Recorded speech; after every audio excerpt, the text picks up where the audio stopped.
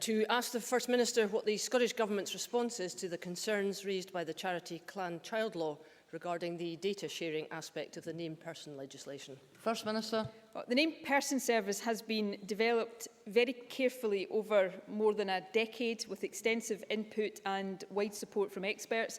It seeks to put the best interests of every child and young person at the heart of decision making.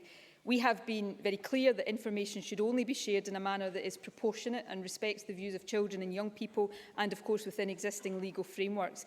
It's worth also pointing out that in January, Lord Pentland rejected the petition against the named person on all grounds and ruled that it did not contravene ECHR or EU law.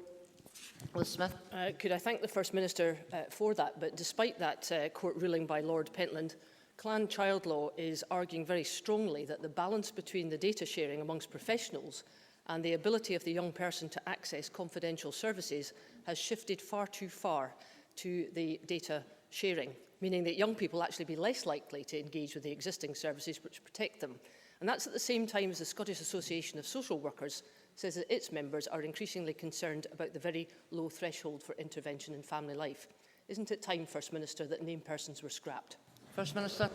No, I absolutely and fundamentally disagree with that. You know, information sharing should always be appropriate. It should always be proportionate to concerns about well-being. But, you know, reports over probably the past 20 years now on significant case reviews into the deaths of children show that very often a key weakness in protecting those children was the failure to share information about the child's well-being.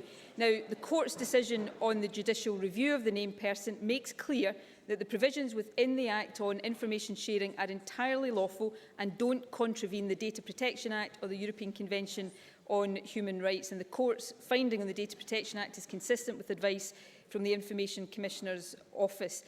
We will work and we will continue to work with the Information Commissioner's Office and with stakeholders on clear guidance on how to fulfil the obligations to share information in the circumstances set out in the Act. And what I have said about proportionality is important because, of course, young people in many circumstances will seek to take advice or share information on a confidential basis, and we need to make sure that they have the ability to do that. But none of us want, and you know, none of us, in whatever positions we hold, can give absolute guarantees around this. But I'm sure I speak for all of us when I say none of us want to be reading in the years to come further reports into the death of a child where lack of information sharing put that child at greater risk. So we will continue to act appropriately here, and we will continue to act in a way that has the well-being of all children absolutely at the heart of our decision making.